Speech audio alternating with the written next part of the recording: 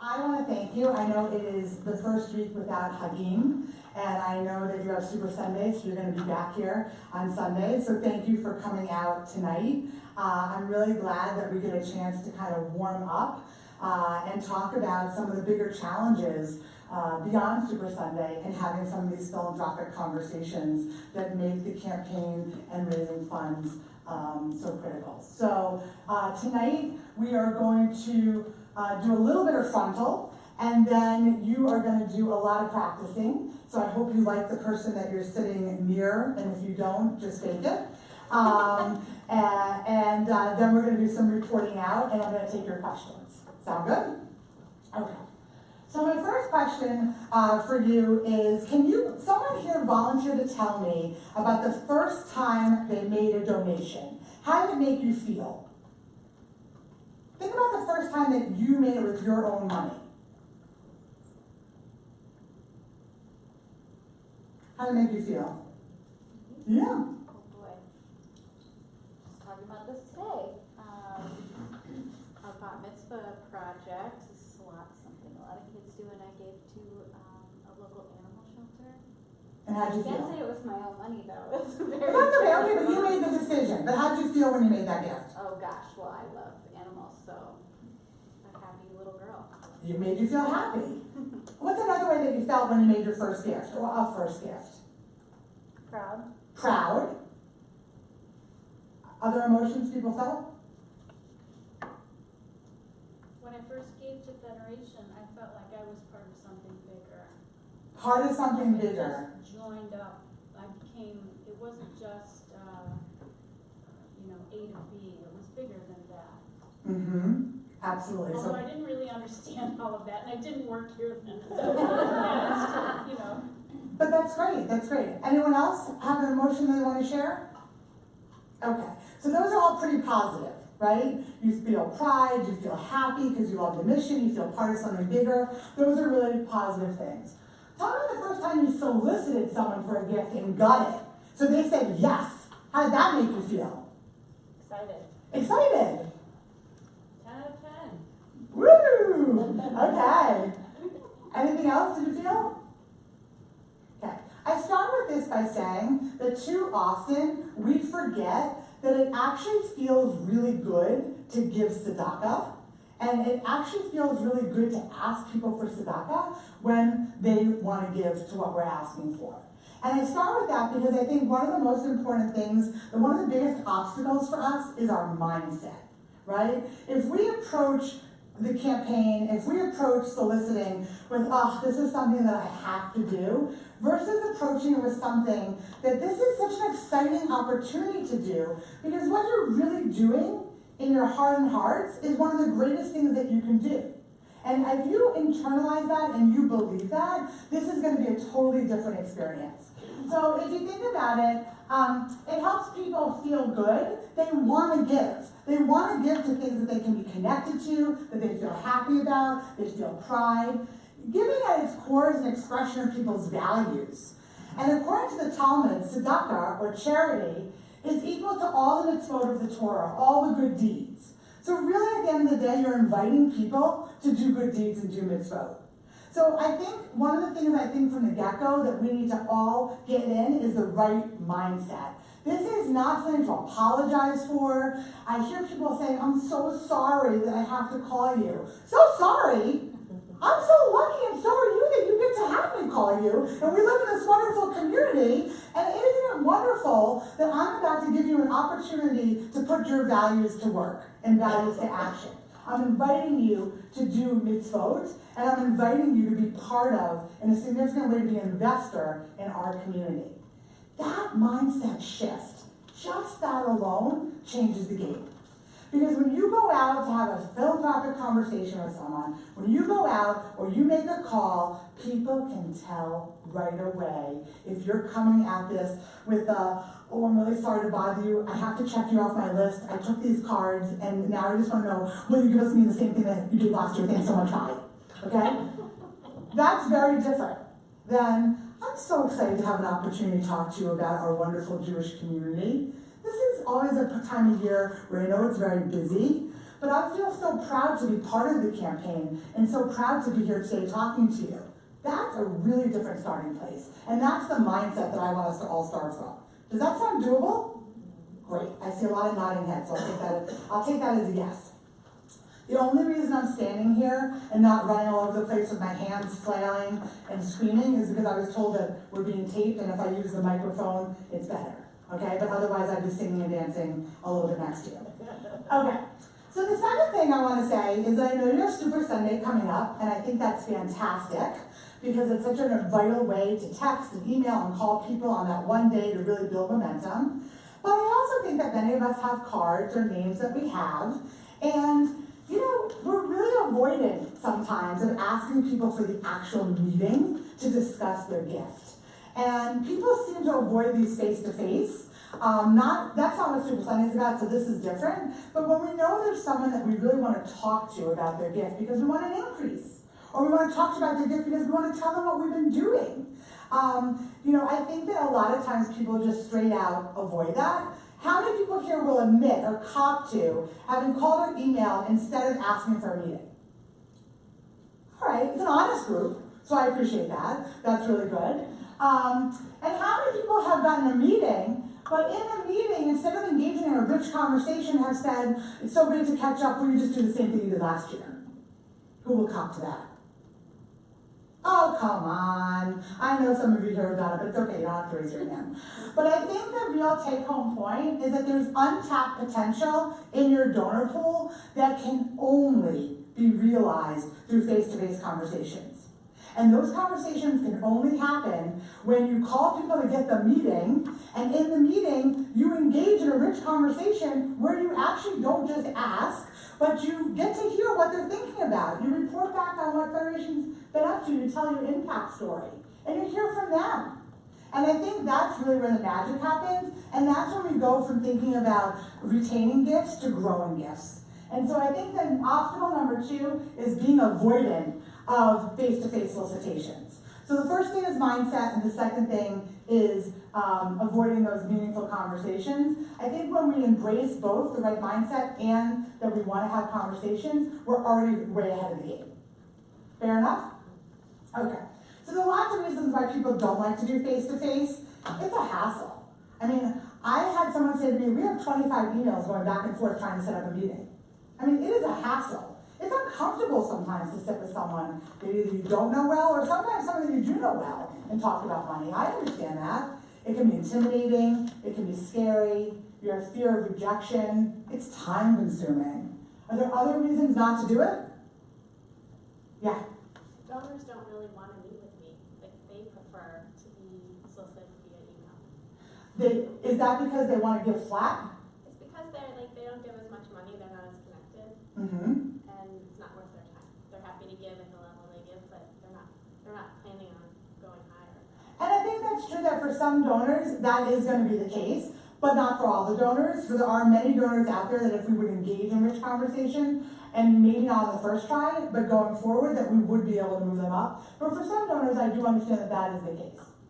But I think one of the things, for you to think about is in order to overcome this, the best thing to do is really practice. And you fear what you don't know, and the best way to understand how to solicit a donor is to practice over and over again, and even to get the details worked out before you talk to them. And I can tell you that in a lot of the places where I do deep development work, we're videotaping the solicitations, the practice solicitations, and watching them back. Okay? We're watching them back for technique, we're watching them back for body language, we're watching them back to see, oh, okay, well, was that the exact pitch that I want to have? So that's like extreme practice, right? But I don't think you have to do that. I think you can do it in the shower. I think you can do it in the car. I think you can do it calling up a friend in advance. I think you can do it calling a staff person. But I think the idea of practicing and getting comfortable overcomes some of that scariness of the face-to-face solicitation. And I also think that it's okay to walk in with notes, especially if you say to someone, I'm new at soliciting. Or, I even say if you want to take the scare factor down, tell people, you know what, I'm relatively new at soliciting, if that's true, and at the end I would love your feedback. They become the critic, and they're much gentler and kinder when they know that you feel that way.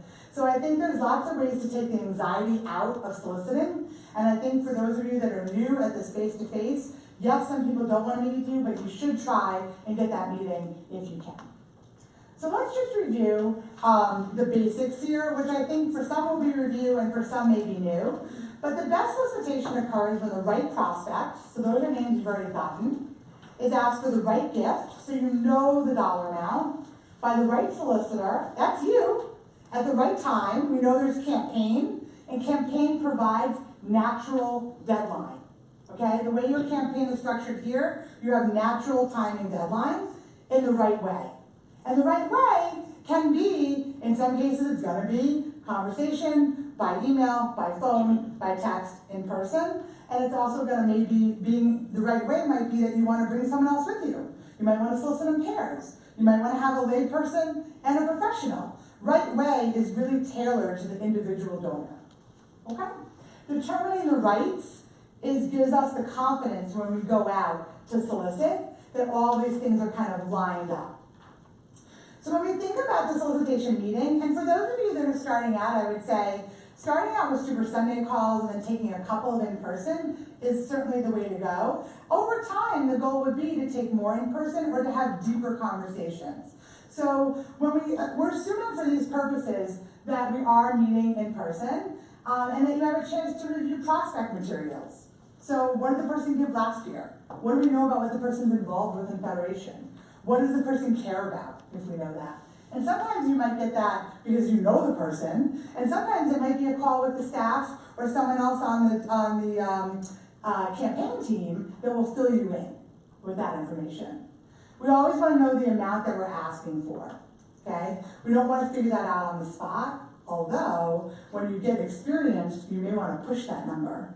So I will tell you that one of the greatest thrills of being a solicitor has been the ability to increase the gifts when it wasn't expected.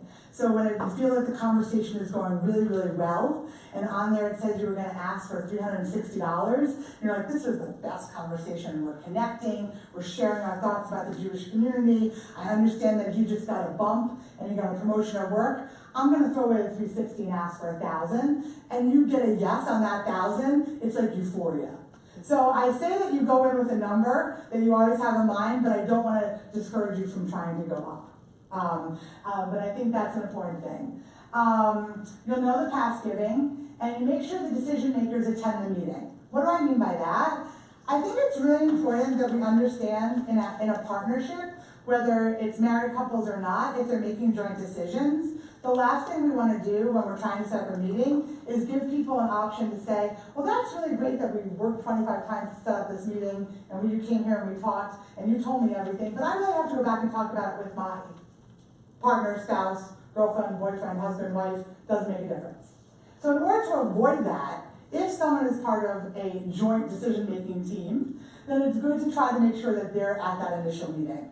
So I often will say to people when I'm setting up a meeting, it would be great to meet with you and whoever the other person is, and then give them the option to say, it's okay, you can just meet with me. Or actually, you'd be better off meeting with the other person, or we'll meet together. Okay? How many people here have met jointly with a couple in a solicitation? Okay. So I think that's actually really a nice thing to do when people are making a joint decision, but it's not always possible. An obstacle that comes up right away, even if we have the right mindset, and even if we're really committed to getting the meeting, is getting it scheduled, as I alluded to before.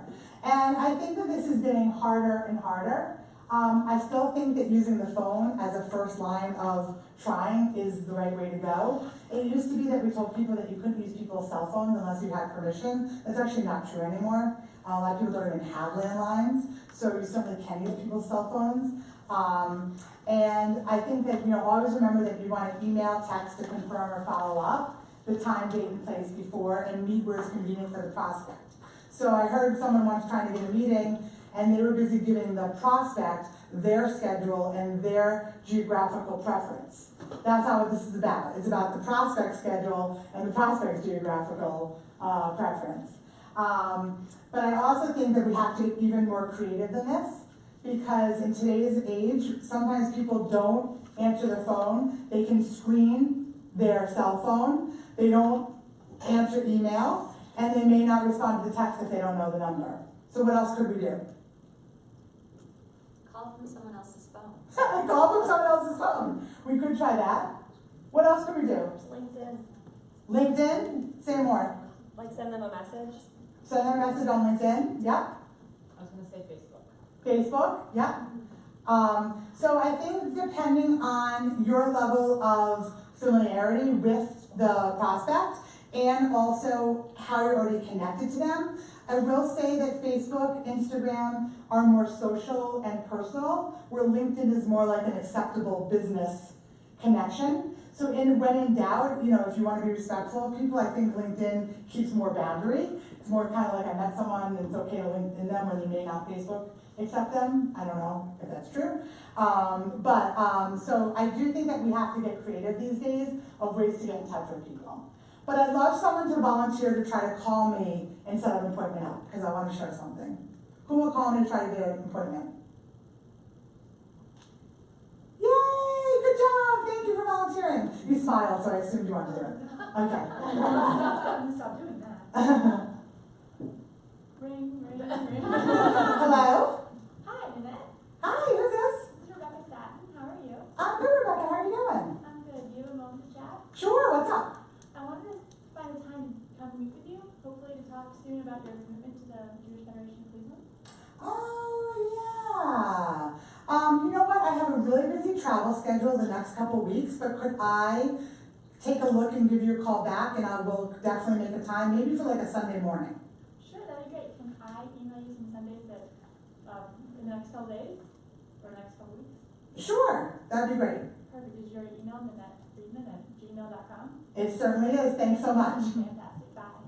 Strong work. Okay, so good. So you didn't fall for the trap of letting me get back in touch with you, because that was never happening. Okay? That was never happening. And you confirmed how to be in touch with me. You didn't assume that you had my email. Those are exactly the 2 points, so you get an A+ on that. But I think that's really important to think about when we're reaching out to people, is never let them have the ball in their court. And second of all, confirm, how you're going to be back in touch. So I think that was excellent. Thank you very much.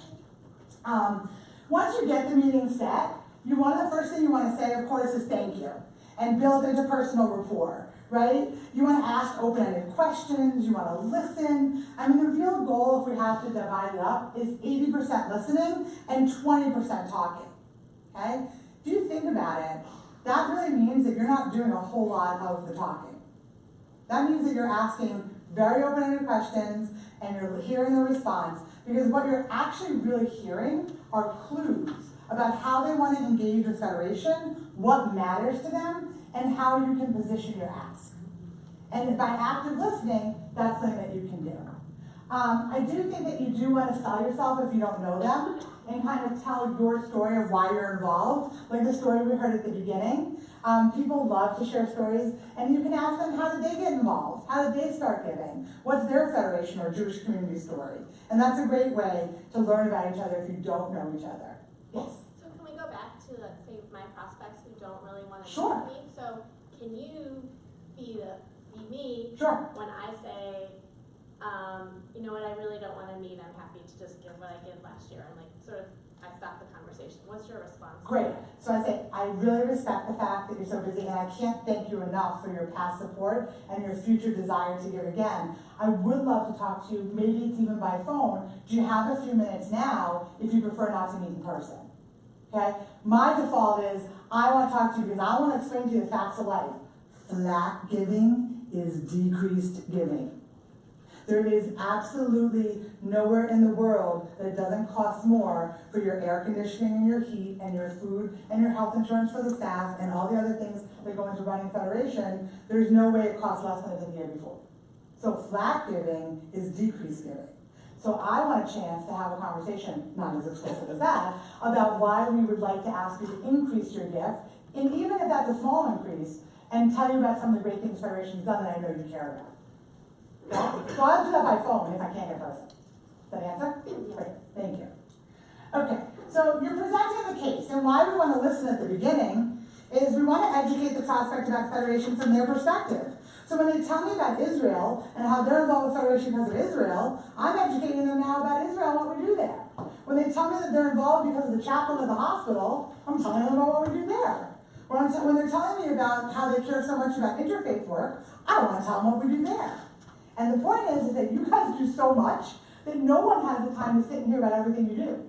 It's just impossible. It's too many different activities going on and too much wealth. So what we really want to know is what does the person care about, and then educate them from their perspective. We want to engage them. We want to suggest ways that they've been involved and could get involved. And we want to demonstrate that Federation is well managed. I know that's not an issue here, but I do think that people do want to know that their dollars are going to good work.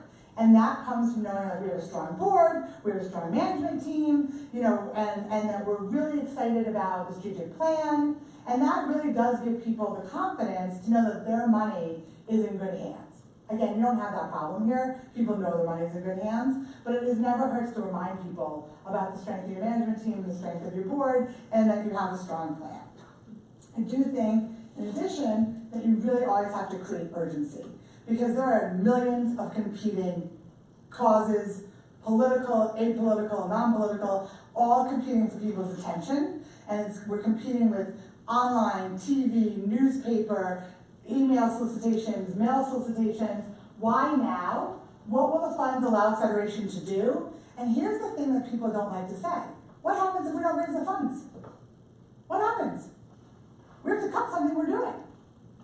And we certainly don't want to cut the thing the person cares about, right? So I think creating the urgency, the nice thing is that you're in a campaign cycle, so you have a drop-dead date that you want to raise this money by. That actually really helps, because it's not open-ended. And I think also being able to talk a little bit about what that pie chart looks like of allocation is really helpful as well. And you don't need to know super in depth, but enough to be knowledgeable about where do the funds go to. And do people have materials they bring with them when they do meetings that have this with them? So they're all set. So after you get in the meeting and you're exchanging pleasantries and you're asking open-ended questions, you're presenting a case. I should have said before that one thing I like to do today is ask people how much time they have. Because one of the things I find is that we used to default think that people give you an hour. I don't find that that's the case anymore. I think that it's really common for people to give 20 minutes, 30 minutes, 40 minutes, and not a full hour. And if that's the case, I'd like to know that up front, so I don't spend too long presenting my case and asking you niceties, and we actually get to the ask. Because the last thing I want to do is be asking you in a crammed way as you're putting on your coat, getting ready to walk out the door. So asking people up front, I just want to confirm how are we for time is really good. So you finally get there, you set the table, so to speak. You're at the solicitation, the ask part, right? And you know the amount, and here's the key, you have to have made your own gift. Because the magic words we're going to say presuppose you made your own gift.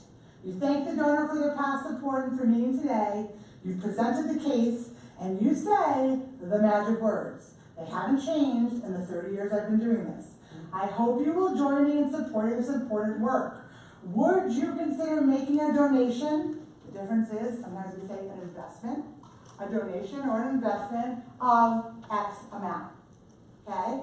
Really explicit and clear. We're clear about the amount, and we're clear that we're asking them for money. It's not like, well, maybe if you feel like it would be great if you could. Remember, people feel good when they're asked. You're inviting them to do a mitzvah. And people also feel good when they make the gift. So this shouldn't be a problem once you've internalized that.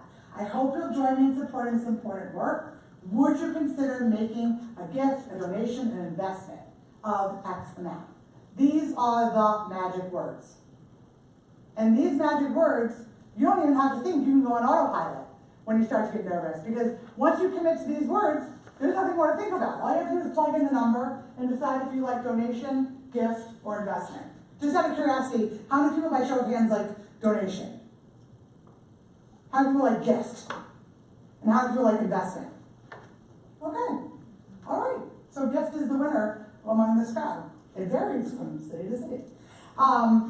This piece of the ask is what people fear doing, and it's actually the shortest and the easiest part of everything I've just described. It will take you much longer to get the meeting. It will take you much longer to have niceties. It will take you much longer to do your listening. This part is painless once those things have already been done correctly. And that's what I wish everyone knew about soliciting. That this part is actually really straightforward and easy to do. Once you've asked for the amount, you remain silent. And the next words must be those of the prospect. Why is that? Why do we want the prospect to speak next? Why? Well, I don't think you want to negotiate with yourself. Good point. You don't want to negotiate with yourself in case they're going to offer a counter. And you want to hear clues. I want to hear exactly what's on their mind, not only so I know where to go, but so I understand what their thinking is, how they're feeling about federation, and how they're thinking and feeling about the amount that I proposed. So the next words have to be those of the prospect, and over time, I've developed personally lots of techniques. I'll kind of spin my fingers underneath the table, I'll tap my foot, sometimes I'll have a little squeeze toy down in my pocket, and I'll put my hand in my pocket, because when you're waiting for that answer, it can feel like a long time. It's kind of like that scene from Chariots of Fire, when they're running and it goes in slow motion, for the people that remember that movie. And so it kind of feels like we're waiting and waiting and waiting, and it could only be 10 seconds, but it's a long time when you're not used to being quiet. So one thing else to expect is that excuses and objections are absolutely natural and predictable. It is very rare, especially when you're asking for an increase, that someone's going to automatically be like, oh yeah, I haven't thought about it before, and I know you're going to ask me for it, but I used to give $350, now you're asking for $1,000, because I made the mistake of telling you I got promoted, and now here we are, no problem, right? And I think that the more that we anticipate excuses and objections as being natural part of the process, we just acknowledge what the prospect's saying, we address the issue raised, and then if we need to, we can ask again for a different amount. But I don't think that we need to knee-jerk. If someone says, well, oh, I'm so sorry I asked, right? No, we're not doing that. If someone says that amount seems a little high, say, well, the need is growing, there are all these programs that we haven't been able to offer, we have people waiting for certain services, it really would mean a lot to the community if you could stretch in this way. Really, I know personally when I made my gift this year, I stretched, okay? That's really powerful, and then you take another bite at the apple. And then when the person says, you know what, you asked me for $1,000, I gave $360 last year, now you feel like you're the shook. I'm gonna go to $500. Well, guess what? Congratulations to you. You got $500. They were $360. But if you hadn't asked for the $1,000, you weren't going to get the $500. So I think that as long as you're willing to stay in it and walk through with people and understand that just because someone comes up with an excuse for objection doesn't mean that they're shutting you down or the whole ask down. You just have to kind of brace yourself for that. After we go through that and we say, all right, 500, we agreed. We go back and we always want to be closing. We want to be watching for clues that the person is growing impatient and ready to end. And before we leave, we want to restate the commitment. So if I know that we just went back and forth, I want to make sure we both heard the same thing. So I want to thank you for your gift of $500. Thank you so much for meeting with me today. I love learning about your thoughts about the community and hearing your Federation story. I may send that Federation story to our marketing department, if that's okay with you, because they may want to be in touch about sharing that out in some way. I'm ad-libbing that, you may or may not say that. And you want to keep the ball in your court if any follow-up is required, okay? If you owe them information, they ask a question you don't know, it's perfectly fine to say, I don't know. But then you need to go back and get the information for them, okay? If you are successful or you're not successful, it's really important that you report out. Okay, reporting out the outcome of the meeting, not just the dollar amount, but what was said, what the attitudes, the approach, the story, the conversation was like. The more richness you can add in context to the notes that you report into the staff, the more information there can be for thinking about how to engage this donor more deeply in Federation's work, and to think about next year what we want to do for the annual. So I often will sit in my car and talk into my phone after solicitation, or I'll quickly jot down a text or an email to the staff person or my campaign person, and I'll just really, it doesn't have to be a beautifully crafted email. It can be met with Jack, Ask Jack for 1,000, gave through 60 last year, settled on 500, has a new exciting position, is really interested in working with kids with disabilities in the Jewish community. Someone should follow up, okay? That's a beautiful report. So that is really crucial for helping think about how we go. Any questions about the basics of the solicitation? Because what I want to come up through now are the 3 most likely things that you may hear from people as objections as you go through. I don't have questions about the process of the solicitation up to this point. Bueller? Okay. All right. So some common objections that we get, and we're not going to go through all of these, we're just going to highlight the first 3. Fatigue donors, people that have been giving for a long time. We're going to talk about that. Second is the message, the imperative of collective giving just isn't resonating. They don't really understand what is this idea of collective giving. What does this mean that we're communal? And the third, you're getting to the fun part now. We're talking about objections to people giving their gifts, and you're coming just in time. The third is local versus overseas. I don't want to give to Israel, I want to give to Israel. I don't want to give overseas, I want to give overseas. I want my money to stay local, I want more of my money to go overseas. Every variation of that you may hear, but the question, there's a tension in there. And the other ones that we're not going to talk about tonight, but that I did include in your packets for your information, is people want to see young people stepping up. Sometimes people will love to talk to you about they don't like the current leadership, they don't like the politics in the United States, they don't like the politics in Israel, or any combination thereof. So that's something you may hear. They don't want to be the largest donor alone. For most of this stuff we're talking about, that won't be the case. Giving at the expense of annual, they want to talk to you about, well, I have this particular project I want to fund. I don't want to give annual. I'm already doing my legacy gift or endowment. Again, we won't be done with that tonight. Scary numbers to ask for, if you get a number that feels overwhelming to you. Integrated ask, we're not going to talk to today, but some people who become more sophisticated solicitors may ultimately be asking people for more than just their annual gift. The overhead conversation. If you haven't watched Dan Pallotta's TED Talk, Dan and I just spoke on a panel together at the Nantucket nonprofit conference, and him talking about overhead, I feel like it's required for every board member, solicitor, federation staff person. His whole argument is, don't worry so much about the proportion of money we're spending, worry about whether we're actually fulfilling the mission, and are we being bold enough and using all the resources we can to do the work that we said that we're going to do. And he thinks the focus is on the wrong thing. And too much, not enough to day school. I don't know if that's an issue here, but in some federation communities, sometimes people like to weigh in with that. So those are certainly not all the objections that we'll hear, and there are personal, obviously, ones as well, but these are certainly some of the most common. And I thought what we could do now is there are 3 scenarios that you have in front of you. We're going to present them up at front. Then you're going to break out with the person, and you're going to practice, one person being the solicitor and one person being the donor. And then we're going to have a really concentrated practice and then come back together. So the first one we're going to talk about is our fatigued donors. And these are donors who have given for a long time, or what feels like a long time. Some of the things that we can talk about are kind of honoring the longevity or special recognition, but also something that you can do is tell them about new donors and prospects who are stepping up and showing a commitment.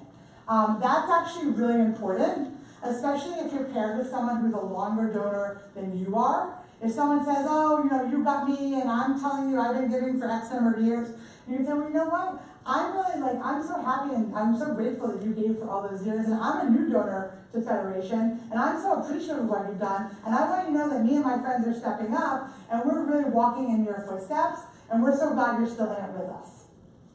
That's a really disarming argument against being a long-term donor. For some staff people here, you might also ultimately have to strategize about exit strategies, which we're not really going to talk about so much. But I think, in general, when people tell you, I've been giving for a long time, right? You really want to know and have something to say, because the community doesn't go away, the commitment doesn't go away, the needs of the community have increased. It actually takes more to make our community more inclusive and to make more Jewish people come in to the tent of Judaism and to our federation system. So our work hasn't decreased, it's increased, And we need a way to kind of talk to people who are feeling a little fatigued. So I want you to meet Sid. Sid's been a donor for 30 years. He's been on the board, chaired the past campaign, and been a consistent annual donor. Most of his cohort are less involved. Recently, his granddaughter was diagnosed with diabetes, and his family has become involved with Juvenile Diabetes Research Foundation. Sid's in your portfolio, and you scheduled breakfast at his favorite spot. He has routinely given you $3,600 since paying off his campaign pledge of $100,000 for your capital campaign. You get to the meeting, and Sid tells you that he's pulling back. He notes that he has been a generous supporter for 3 decades, and it's others' turn now. Sid doesn't mention it, but you also know he's working with JDRF on their gala. Your assignment is to retain Sid's gift. Okay? So what I want you to do is turn to the person next to you or across from you or near you, and one of you is going to be the donor, and one of you is going to be Sid. Now this is a hard one. This is not a 100-level one, but what this will force you to do is use what you have of your own personal story as a solicitor to retain Sid's gift. So you're going to have 7 minutes, and you're catching this that you've already talked. You don't have to go through all the schmoozing. You've already schmoozed, and you're ready in the actual conversation. So you have 7 minutes. Go. How do you feel to be the donor? Let's come back in. How do you feel to be the donor? Pretty good. Pretty good? Was it easy or hard to be the donor? It's hard, right? It's a human experience. How do you feel to be the solicitor? How was it? I crushed it. You crushed it? Amazing. Practice, practice. All right. What worked? What worked well that you did? What worked? What's some words or phrases or approaches that you took that really got him to retain his gift? Yes? I'm not sure he actually retained it, but Okay. speaking to him with respect, and I always like to say, I understand, I hear what you're saying. I've been given for 30 years too, and yikes, it gets old. But I feel so great about what it does. Talking about, I wasn't sure how old he was, but I did go to talk about creative ways to pay, like with an IRA. Mm-hmm. Of course you did, kid.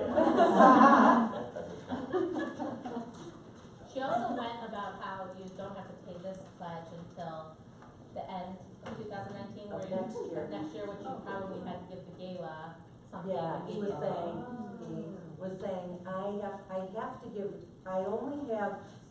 I only have 10,000 to give this year, and I have to give to 5,000 to be on the gala committee, or 8,000. Right. So I can't do it, and I said, well, the gala's this year. This pledge isn't payable until next year. And that's really a good point for everyone to be, you're asking for the pledge, they're not giving you the check in the moment. That's a very important point. Thank you. Great. Other things that you thought worked? Yes, please. So this one wasn't what worked, because I actually gave my solicitor an extremely hard time. Good. But the reason to do that so far, was that in my reading of it, Sid really felt strongly about this new charity, and it was extremely personal to him and probably very upsetting. And there really was nothing, like he went on and on, there was just nothing he was going to say other than making me feel guilty, which I told him felt guilty, right? You know what I mean, in this scenario.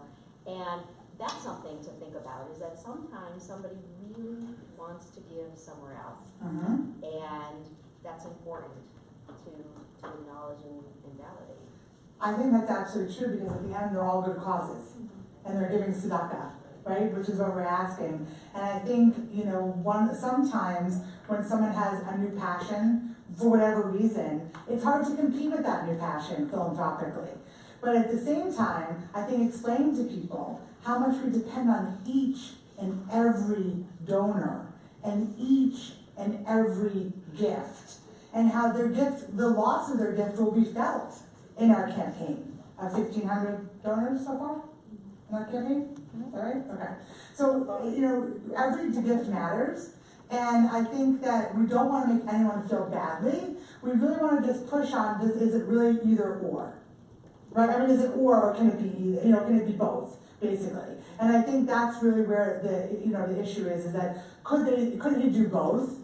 And how can we kind of honor, this is a new cause to him, but this is kind of his legacy cause. Yes? What are your thoughts on asking for a token gift to say, like, I see your priorities have shifted this year, would you consider making a lesser gift of $100 or $500, which is significantly less, but, and then going back the next year or 2 years later, something like that?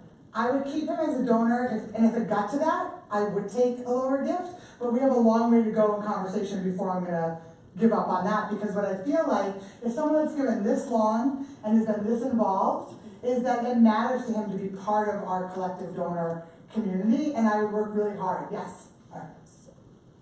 Thank you. So I would also ask how it is, if this is someone that you haven't been soliciting forever and haven't grown up with and known from the beginning of time, I would ask them how it is that they got involved originally. And sometimes when people reminisce and they talk about how they got involved, and maybe it was their family that got them involved, and if they then are able to go back to kind of that deep personal place, then that actually may help them convince themselves, to do something different. It might, kind of press those same buttons, or then you can relate it to you as a solicitor and why it is you engage. I was soliciting someone with a few other people a few weeks ago. We're all out to lunch, and we had asked the person and the couple for a very large increase, and they're thinking about it, they're going to get back to us, and the man on the side said to me, when we were kids, we didn't have any money. We were children of survivors, and he went down and, and he shared the story, and I said, I'm so glad you shared that with me. Survivors have been part of the reason why I work at Federation, really from the beginning. And I told him I have a crazy story about a cab driver in New York on the way to Super Sunday who happened to be a survivor, who told me his whole story, and I'm happy to tell you all another time, for those who haven't heard it. I think Michelle's heard it like 10 times. But, it gives you an opportunity then to connect to that person, and hopefully for that person to feel both listened to as well as related to on like a personal level. Absolutely, and I think the more that you can take people into speaking in their own words what it's meant from them, either how they get involved or what it means for their family to see that they are contributing and how that they're an example among what that means and what that's meant. I mean, anything you can get to kind of evoke that emotion is really great. Did you? So to piggyback off of Erica, one of the great things that Cameron did was he focused on young leadership and all the great things that are happening to kind of put Sid back in time to when maybe he was in Cameron's seat, to just say all these great things are happening, there's a next generation, and make sure you remember now that you're this pillar of the community, and it was just kind of making him not only look back, but also realize that there's a bright future ahead. Great. Absolutely. You want to inspire the gift and not just guilt the gift, right? Inspire the gift. What else do you take away? I think these are all really important insights. Anything else that you take away from this particular practice that people want to share out? Because I walked around and got to hear the conversations, and some people were giving each other a really hard time, some people were letting each other off easy, but I think that the talking points were really strong. So good work. If we don't have anything else on that one, I want to give you a couple more, because the only way that we're going to get good at this is when we practice, or better, I should say, because they're already all really good. The next one is, I call Massage Your Message, and this is really the case for collective giving. I think this is really important that we're armed with facts, being transparent about the need. What will the money be spent on? And you don't have to know this off the top of your head, the pie chart, but you should have an understanding of all the different things on some, macro level that Federation does.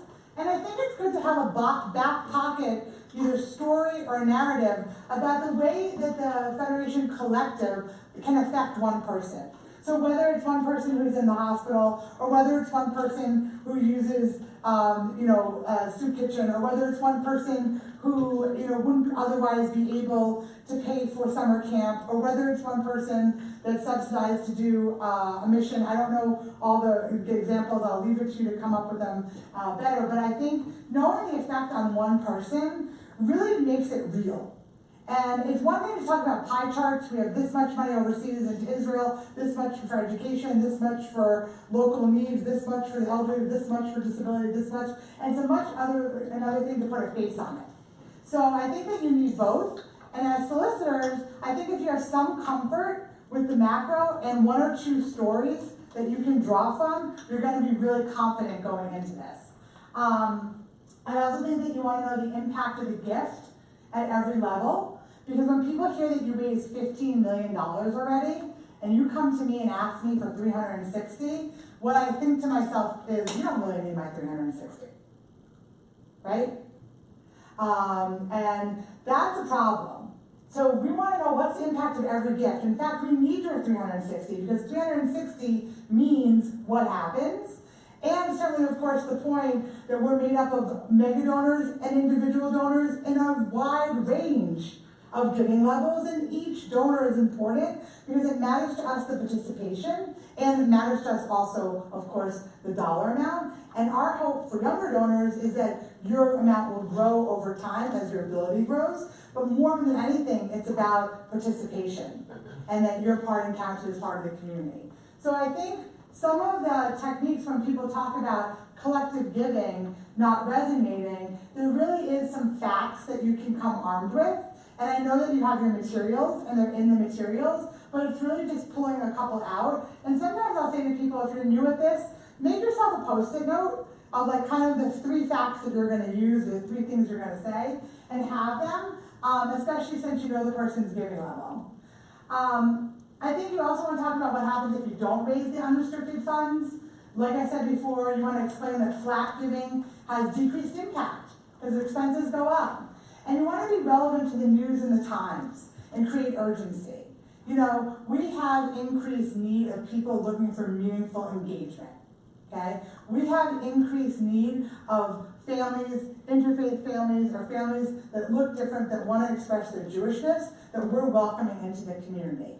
We have increased need to support overseas, or to hunger, or X, or Y, or Z, but knowing some talking points that are relevant, that create some of that urgency. The overall message is, we have demand that we can't currently meet, and with your gift, we'll be able to meet that. And we have demand because we want to create an inclusive Jewish community, and a Jewish community that can respond in time of need, and a Jewish community that builds a brighter future. So I think these are all kind of talking points that you can use when talking about this need for a collective, unrestricted funds. I want to tell you about Julia and Jacob Rothstein. They're both professionals, and they have strong connections to Israel and directly support several Israeli charities. They also have 2 kids in day school and donate directly to the day school. Jacob's been on the board of another local organization, and they sponsor that dinner annually. They have many friends involved with Federation, but they have not been donors in the past. Julia will go to women's philanthropy events if her friends are table host.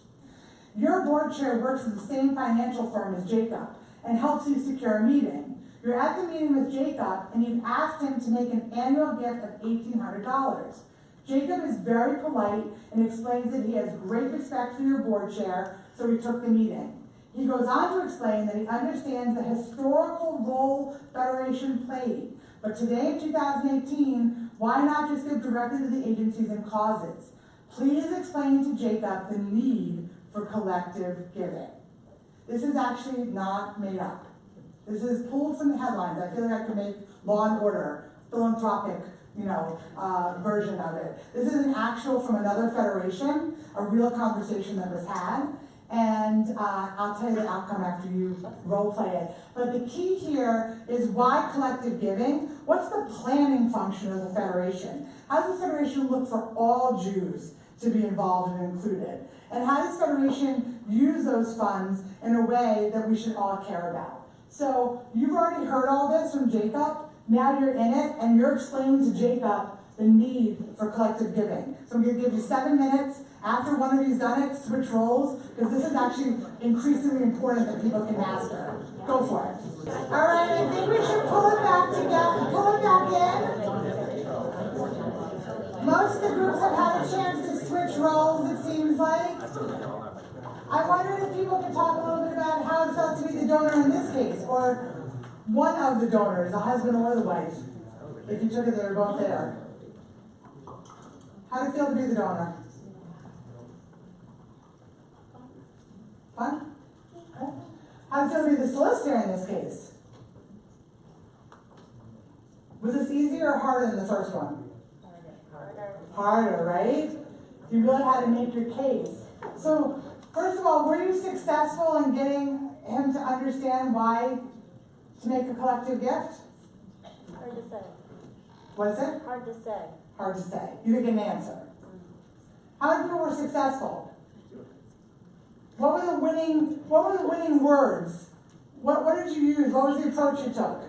Who will talk about what they used to kind of convince or try to convince the importance of collective giving? I heard a lot of talk about allocations. Who talked about allocations and planning? Okay, you want to speak to you want to share what you said? I was relating it to, I work at Case Western and I know we have programs with JFSA. So just talking about the community at large and not just the Jewish community, how it's making an impact to the entire Cleveland community. Mm-hmm. Great. Oh, yes. Oh, well, Rachel here was saying, we talked about giving just to the agency that you care about, and she was saying that her kids go to Schechter, and she said, yes, I give to Schechter in addition, but did you know that 50% of the operating budget of this school comes from Federation? So, you know, she said, yes, I get it, I'm giving elsewhere as well, but I really feel like I have to support the collective, so. Great. Did you have other? Well, the question had been about how do I know that the agencies are either using the money well or whatever it is. So we did discuss how in federated giving you can rely on the federation as well to check out the organizations. Mm-hmm. So it's almost easier for the donor to feel good about it. So yes, it's doing all the work. That's great. Do you have, yes, please. There's also a reactive piece, so with the story about when security issues came up, and whether it's the JCC or Camp Wise or whatever it was, and at the day schools, and the idea that who else do you turn to but Federation. So not only there's a proactive planning piece, Yes. but reactive as the community safety net. Terrific. That's a really important point, and one unfortunately we've seen come to fruition. Other language or winning arguments that people used? Or good arguments, even. Yes? One thing it's resonated with me over the years is not really giving to Federation, but you're giving through Federation. So it gives the impact that, like some other people have talked about, but you can emphasize that with a little bit of an understanding that your Federation is itself their own agency. Mm-hmm. So that is part of the allocations process. But there is no single agency because we all have our causes. We care about where our kids go to school, and then eventually we'll care where our parents age gracefully. Mm-hmm. So those priorities will change, and Federation might be the one agency that is able to plan throughout everybody's lifetime, life cycle events, and it provides that kind of stability. Mm-hmm. For good times and bad times, right? It's like the insurance for the community. Erica, did you have other thoughts that you wanted to share? No, not necessarily. We've got several agency president, allocations committee member plants in the room already jumped in and said. Great. All really good points. I think that there is an increase. People want to make sure that their money is going to things that they care about. Of course, the first answer is we do things that you care about. You might not know all the things we do that you care about, but we do things that you care about. And in times of need, and when there's an emergency, and to be planful, and for the greater good of the cause, and to be counted as part of our whole community. I think that it's really powerful. I do also want to bring up that some people brought up the case of asking for a women's philanthropy gift because the scenario said that the wife had been to women's philanthropy events in the past when friends had been honored.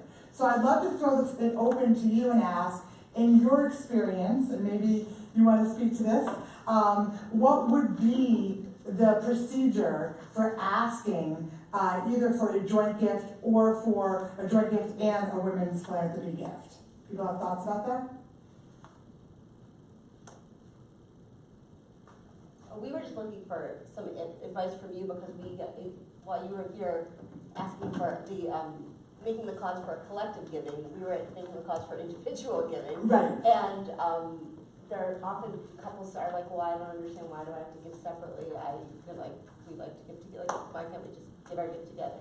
We make the decision together, and it's great that you give the decision together, but, you know, it would be great if your wife gives a gift in her own name as well. We're just trying to, I think we always struggle with coming up with good arguments for. Sure. And I think it opens a conversation about what is your philanthropic philosophy? How do you like to pick what you give to? And I think asking people those kind of questions, you can get some insights of whether they're making those decisions together. I think also women's philanthropy has the opportunity that you're selling a separate community that she can be part of.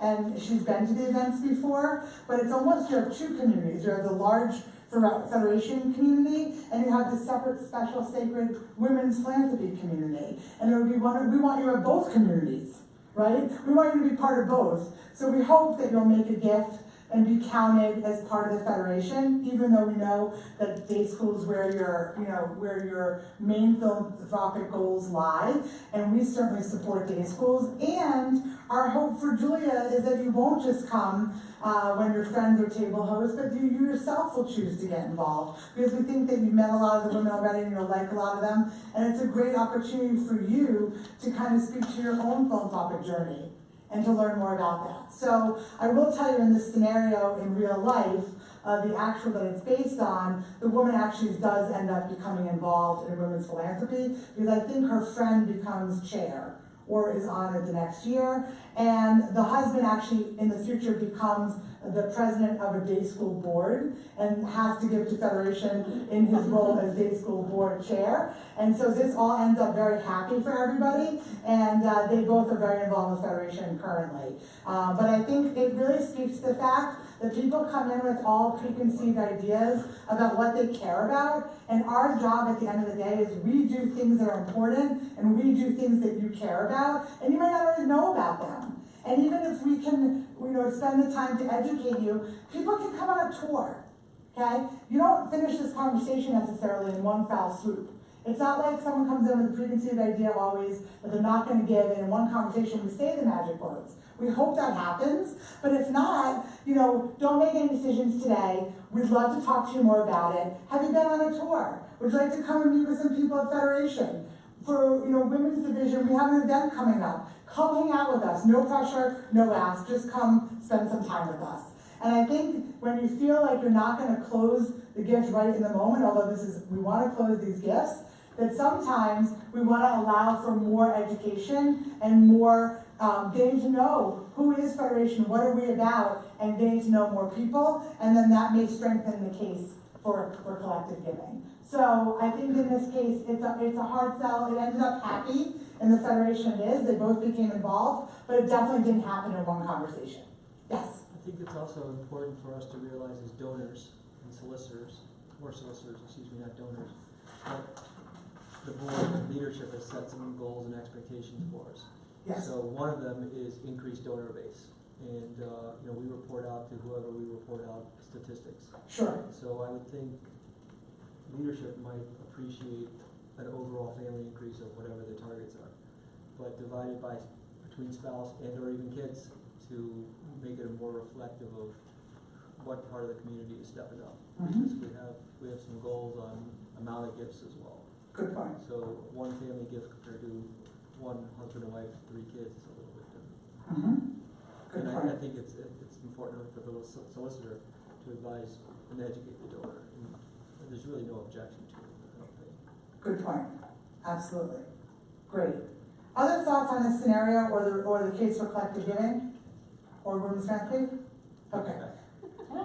Okay, the last scenario I want us to do, because this comes up a lot, is local versus overseas. People want their funds to be put to work in Ohio, or they want more of their funds to be put to work overseas. Emphasize the impact of the work they care most about. You're not hiding anything, you're just highlighting. You're not hiding, you're highlighting. Explain why both are important, and then donors in the system, you have all these donors, and while they may be expressing one view, other donors have the exact opposite view. So Federation is here to serve as a collective, and as such, needs to take care of both. And then always what happens if the other piece was dropped, right? Emergency fundraising for Israel. For anyone who's been part of those campaigns, we say we're not going to do overseas, and then something happens in Israel. For those of us that came through when Ethiopian Jews, I kind of came through as I had a twinning for my bat mitzvah, and then the next thing I knew about Federation was Operation Solomon, and so those were very real impressions. I can't imagine that Federation would be poised to help in those scenarios while staying part of the international work and staying engaged and ear to the ground and raising funds as part of that. And obviously locally being able to speak to all the good work you're doing. So this is a story of Lisa Breyer, who cares deeply about social justice. She gives $360 to most organizations, but has capacity for larger gifts. You don't know her well, but she's been assigned to your portfolio. You've met her once before just for cultivation, and now she's active, and she's active in her children's school and has donated the funds there for a social justice coordinator position. You and Lisa are having a lovely tea. She's updated you about the social justice work going on in her children's school and about the plans to go and volunteer with her kids on Thanksgiving at a soup kitchen. You've asked her for an annual gift of $1,800, which is your high level. She's responded that she would only give at that level if the gift was going to help locally. Your goal is to secure a gift for the annual campaign. Explain to Lisa the role of Federation both locally and overseas and why both are critical. Okay? This is another version of the person that wants to give just to the day school and not collectively. This is also a collective, but as people maybe sometimes are agitated about political things here in Israel, or as people tend to be, seeing different needs, we are hearing more and more across the system that people are expressing opinions about local versus overseas. So I think this is an important thing to tackle. So last scenario, go for it with your pairs, and then we'll report out in 7 minutes. Go for it. What were the magic words for this one? What was the approach that you took when someone has strong feelings about wanting to keep their money local? Who had an approach they took that they're willing to share? Okay, yeah. So I would say to, I'm trying to remember the name of this down, Lisa. Yeah. Over this wonderful tea. Lovely tea. I would say to Lisa, look, we're the Jewish Federation of Cleveland, and yes, our responsibility is to make sure that everyone in Cleveland is taken care of. But we're the Jewish Federation, and we have a responsibility to other less fortunate Jewish communities around the world. And I would love to connect you with one of our donors who just came back from St. Petersburg, who can tell you about what it's like to live as a Jew in St. Petersburg and the work that Cleveland does that allows them to live their lives with dignity. And I would love to talk to you about the work we're doing in Israel. I know you shared with me that you have some challenges with the politics in Israel, but we're not doing political work there. We're helping people, we're helping feed people, we're helping provide services that they desperately need. So that's our responsibility as Jewish Cleveland, to provide that, in addition to what we do locally. Great. Other ideas to build on, or other than that? That was really good. And I think the offer to connect people that have firsthand impact knowledge about some of this work is always very a good idea and always very powerful if they take you up on it. Other approaches people took. Yes? Something interesting with our group here. I also felt like I can't lie to this person. She needs to know how great our overseas work is. So to go there, but to also like hone in on how strong the local work is, so that she feels so great about everything that the Federation is doing. I thought that was a really interesting approach they both took. Yeah, we're doing what you care about, and we're also doing this other thing. We're doing it so well. Right. Other approaches that people took are things that we think were money phrases. Okay, good. What did you take away from this? Has anyone experienced pushback either way on this, that people want more money to go overseas or less money to go overseas? Yes? Yes. So I think that this is something that is important for us to think about, and I think we can often talk historically about the role of federation and how the role of federation in worrying about Jews around the world, right, and Jews locally in the community, and Am Yisrael Chai, right? I mean, we are one people, and I think peoplehood is very much a part of this concept of caring for Jews around the world. So this is something that we're hearing a lot in different communities, and I would expect to continue. Anyone have anything else to report out on this one? Okay. I hope that what you've taken away from these practice scenarios, one, and most of all, first and foremost, the importance of practicing. Because until you have to formulate the arguments and the words, you can think it all about you want in your head, but in order to have to formulate them to another human being and banter back and forth about it is really a unique experience. And it's the experience that's going to get people comfortable going out and having those one-on-one conversations. So for those of you in this room that also touch other solicitors, the offer to practice with them is a very generous one. These are just 3 scenarios I came up with, but you could come up with other scenarios based on their cards, your cards, you could use these. And I think the opportunity to practice really does give people confidence, and it makes them better. So even if they were confident before, they'll be better at the end of having practice. And I hope some of you said to me as I walked around that even practicing tonight, you feel more prepared for having some of these conversations. The rest of these are all here for you to look at. These are the other kind of aversions or objections that people give. But I want to just leave with asking you a couple things. I know it's almost 9 o'clock and we are definitely ending on time, but I'm curious of a takeaway that you're leaving with today, or something that you heard or learned that you're going to try in your development work. So is there something that people are taking away from tonight, or something that people are going to try going forward? Yeah, that a flat gift is really a decreased gift. Great. Okay. Anything else anyone's taking away or going to try? As a result of these scenarios, we're thinking about how we approach our donors or get our meetings or mindset.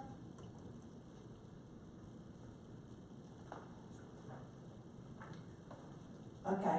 I hope what people are taking away is that this is constantly evolving. We're evolving as solicitors, we're getting more comfortable, and we're also evolving in the space that we're asking people. The world is changing and it's not in a vacuum. So we have to keep our answers fresh, keep our understanding of federation fresh, have fresh stories to share, and really go out there with the right mindset and desire to have a philanthropic conversation with someone, to hear them, what they care about, to listen what they care about, and tell them about federation in a way that relates to that work.